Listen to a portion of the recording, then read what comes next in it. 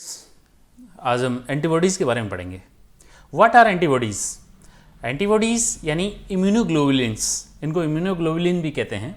इनकी खोज Emil von varying ने सन 1901 में की थी। रॉडनी पॉटर ने इनका प्रयोग द्वारा सिद्ध करके ये बताया कि इनकी संरचना वाई शेप होती है। एक्सपेरिमेंट और एक्सप्लेन करके उनकी वाई संरचना के बारे में जानकारी दी। गेराल्ड एडलमैन ने पहली बार ये बताया कि एंटीबॉडी जो है वो हल्की और भारी दोनों प्रकार की श्रृंखलाओं से मिलकर के अलग अलग रूप से बनी होती है। एंटीबॉडीज़ वे पदार्थ होते हैं जो किसी एंटीजन के शरीर में प्रवेश करने पर उनकी बी लिम्फोसाइट के द्वारा बनते हैं और एंटीजन से क्रिया करके उसे नष्ट कर देते हैं। ये एक्चुअली एंटीजन को नष्ट करने के हथियार हैं हमारी कोशिकाओं के, जो उसको नष्ट करने के लिए उपयोग में लाए जाते हैं, बनाए जाते हैं। ये सदैव ग्लोबुलिन प्रोटीन के बने होते हैं, इसीलिए इनको इम्यूनोग्लोबुलिन कहा जाता है, क्योंकि ये इम्यून सिस्टम से रिलेटेड ग्लोबुलिन नामक प्रोटीन होती हैं। शरीर के परिसंचरण में हजारों प्रकार की प्लाज्मा कोशिकाएं तैरती रहती हैं जो एंटीबॉडीज़ का उत्पादन करती हैं। किसी एंटीजन के शरीर में प्रवेश करने पर प्लाज्मा कोशिकाओं की संख्या में बढ़ोतरी होती है, उनका आरएनए कंटेंट बढ़ जाता है, उनकी संपूर्ण प्रोटीन संश्लेषी मशीनरी एंटीबॉडीज़ के उत्पादन में लग जाती है, यानी एंटीबॉडीज़ का उत्पादन करती रहती है। वो किसी एक समय में मानव के शरीर में लगभग 10,000 प्रकार की एंटीबॉडीज़ उपस्थित होती हैं। तो इसका मतलब ये हुआ कि हमारे शरीर में उतने ही प्रकार की एंटीजन का आक्रमण एनी टाइम होता रहता है। एंटीबॉडीज़ एंटीजन विशिष्ट होती हैं, यानी कि किसी एक एंटीजन के प्रति जो एंटीबॉडी बनेगी वो स्पेशल प्रकार की बनेगी, इसीलिए इस प्रतिरक्षा को इसको स्पेसिफिक इम्यूनिटी कहते हैं। इसके सक्रिय स्थलों को पैराटॉप कहते हैं और एंटीजन के सक्रिय स्थलों को एपिटॉप कहते हैं। तो एपिटॉप और पैराटॉप एक दूसरे के संपूरक होते हैं और उसके अंदर वो फिट हो जाते हैं। एंटीबॉडीज़ में अमीनो अम्लों की 2 भारी और 2 हल्की श्रृंखलाएं डबल सल्फर बॉन्ड से डाइसल्फाइड बॉन्ड से जुड़ी रहती हैं। ये एंटीबॉडी की स्ट्रक्चर है। इसके अंदर एंटीजन, ये वाली चौड़ी जो वाई शेप की जो चौड़ा भाग है वो एंटीजन बाइंडिंग साइट होती है और ये इसका सकरा भाग जो है वो नॉन बाइंडिंग साइट होती है। ये इसमें लंबी वाली जो चेन है वो हैवी चेन होती है और हल्की दोनों साइडों में 2 चेन जो है वो लाइट चेन होती हैं और ये दोनों ही सभी चेन आपस में डाइसल्फाइड बॉन्डों से आपस में जुड़ी रहती हैं। ये वाला भाग इनका ये वेरिएबल पार्ट कहलाता है, क्योंकि ये है एंटीजन के आकार के अनुसार ये फैल जाता है, बढ़ सकता है, छोटा हो सकता है, लेकिन ये वाला पार्ट, नीचे वाला जो पार्ट है ये फिक्स रहता है, इसलिए इसे कांस्टेंट रीजन कहते हैं। हैवी चेन का कांस्टेंट रीजन होता है और ये वेरिएबल रीजन होता है। एंटीबॉडी की संरचना में अमीनो अम्लों की लंबी लंबी श्रृंखलाएं होती हैं जो डाइसल्फाइड बॉन्ड से जुड़ी रहती हैं और इन एंटीबॉडीज़ ग्लाइकोप्रोटीन की बनी होती हैं। एंटीबॉडीज़ कितने प्रकार की होती हैं, उनकी संरचना के आधार पर उनको 5 श्रेणियों में बांटा गया है। Immunoglobulin G, immunoglobulin M, immunoglobulin A, D और ई। जी का मतलब है गामा, एम का मतलब म्यू, ए का मतलब अल्फा, डी का मतलब डेल्टा और ई का मतलब एप्सिलॉन। यह सीरम में सर्वाधिक मात्रा में पाई जाने वाली इम्यूनोग्लोबुलिन जी जो है वो सबसे ज़्यादा मात्रा में पाई जाने वाली 80 से 85% मात्रा में पाई जाने वाली एंटीबॉडी होती है।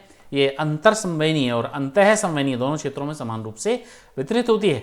इसकी संरचना मोनोमेरिक होती है, यानी द्विसंयोजी, मोनोमेरिक और द्विसंयोजी यानी एक ही प्रकार के यूनिट से मिलकर बनी होती है और उसके अंदर 2 संयोजन होते हैं, यानी 2 एंटीजन से जुड़ सकती है।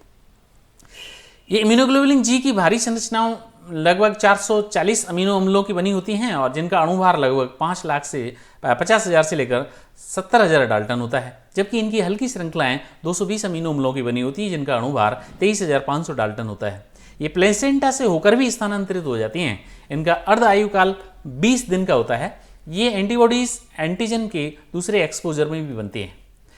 ये एंटीबॉडीज़ की संरचना है, ये जी, ई, डी, ए और एम, इस प्रकार से। ये एम पेंटामेरिक स्ट्रक्चर है, ये सिंगल यूनिट की एक एरी स्ट्रक्चर से बनी हुई है। ये इसका डाइमेरिक स्ट्रक्चर है, 2 यूनिटों की बनी हुई है इम्यूनोग्लोबुलिन ए। अब इम्यूनोग्लोबुलिन एम, ये मात्रा में 5 से 10% मात्रा में पाई जाती हैं। ये सबसे बड़े अणु के रूप में द लार्जेस्ट मॉलिक्यूल होते हैं। नवजात शिशु में बनने वाली प्रथम प्रकार की एंटीबॉडी होती हैं। किसी संक्रमण के दौरान बनने वाली प्रथम एंटीबॉडी इम्यूनोग्लोबुलिन एम होती है। इनकी संरचना पेंटामेरिक होती है। ये एम जो है वो आईजीजी की जैसी 5 इकाइयों से मिलकर बनी होती है। नवजात शिशु में लगभग 5 महीने बाद में ही इनका निर्माण शुरू हो जाता है और ये किसी संक्रमण हुआ है या नहीं हुआ है इसे पहचानने की ये की फैक्टर का काम करती हैं। ये प्रथम एंटीबॉडी हैं जो नवजात शिशुओं के अंदर पाई जाती हैं। इनमें सभी 5 प्रकार की जो इकाइयाँ हैं वो वलय के रूप में पाई जाती हैं जो डाइसल्फाइड बॉन्ड से आपस में जे चेन एवं जे चेन के द्वारा जुड़ी रहती हैं। इनका आकार बड़ा होने के कारण ये प्लेसेंटा को पार नहीं कर सकती, यानी मदर के ब्लड से ये शिशु के ब्लड में एंटर नहीं कर सकती, भ्रूण में एंटर नहीं कर सकती। इनकी हैवी कांस्टेंट चेन में 4 डोमेन पाए जाते हैं। इनमें लगभग 10 एंटीजन बंधल स्तंभ पाए जाते हैं, क्योंकि 5 यूनिट हैं और एक यूनिट में 2 बंधन स्थल होते हैं, इसलिए 5 यूनिटों में 10 बंधन स्थल हो गए, इनकी बाइंडिंग साइट हो गई। ये जीवाणुओं के प्रति अधिक क्रियाशील होती हैं। ये एंटीबॉडीज एंटीजन के साथ मिलकर के समूहन या साइटोटॉक्सिक प्रभाव दर्शाती हैं। इनका प्रभाव अल्पावधि के लिए ही होता है और इनका अणुभार लगभग 8 लाख से लेकर 9.5 लाख डाल्टन होता है। इम्यूनोग्लोबिन ए यानी अल्फा इम्यूनोग्लोब्यूलिन, ये रक्त सीरम में 15% मात्रा में पाई जाती हैं। इनकी संरचना डाइमेरिक होती है, द्वितीयी होती है। इनकी दोनों चेन जो हैं वो जे चेन के द्वारा जुड़ी रहती हैं और इनका अणुभार लगभग 1,60,000 डाल्टन होता है।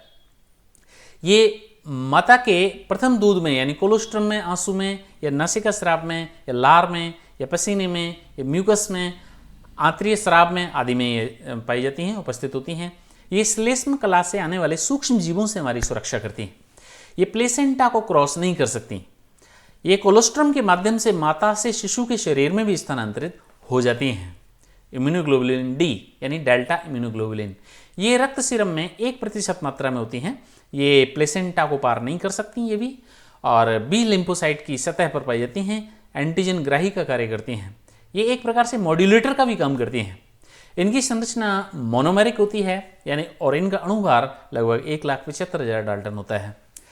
5वें प्रकार की है एप्सिलॉन एंटीबॉडी या एप्सिलॉन इम्यूनोग्लोबुलिन। ये रक्त सीरम में बहुत ही मामूली मात्रा में 0.003% में पाई जाती हैं। ये स्किन सेंसिटाइजिंग एंटीबॉडीज होती हैं। इनमें एप्सिलॉन स्थल पर हैवी चेन होती हैं, इसलिए इनकी संरचना monomeric but bigger than immunoglobulin G होती है। इम्यूनोग्लोबुलिन जी से यानी एंटीबॉडी जी से थोड़ी सी बड़ी होती हैं इनका आकार। इनका अणुभार लगभग 1,90,000 डाल्टन का होता है। एलर्जी और रोगजनकता की स्थिति में इनकी संख्या बढ़ जाती है। इनके जो सी क्षेत्र हैं उसमें 4 डोमेन पाए जाते हैं। इनका जो एप्सिलॉन 4 क्षेत्र है उसमें मास्ट और बेसोफिल पर उपस्थित और इनके एप्सिलॉन ग्राहियों के साथ में एफ एप्सिलॉन ग्राहियों के साथ बंधित होकर के हिस्टामिन का स्रावण करते हैं। इससे इयोसिनोफिलिया और आंत्र में जो क्रमाकुंचन गति है उसमें वृद्धि हो जाती है। इससे हेलमिंथ कृमियों के निष्कासन में सहायता मिलती है। ये जैविक रूप से अधिक महत्वपूर्ण होती हैं, बायोलॉजिकली मोर सिग्निफिकेंट होती हैं। ये भी प्लेसेंटा को पार नहीं कर सकती। अब ये एक टेबल है जिसके अंदर इन 5 एंटीबॉडीज़ का कंपैरिजन दिखाया गया है। सेडिमेंटेशन कांस्टेंट, इनका मॉलिक्यूलर वेट, इनकी परसेंटेज, इनकी हाइफ लाइफ, इनकी एवरेज कंसंट्रेशन, इनकी सिंथेसिस रेट, इनकी फंक्शन, इनका कंपैरिजन इस टेबल में दिखाया गया है। जैसे इम्यूनोग्लोबुलिन जी की बात करें तो इम्यूनोग्लोबुलिन जी की सेडिमेंटेशन रेट 7s होती है, जबकि एम की सेडिमेंटेशन इससे लगभग 3 गुना यानी 19s होती है।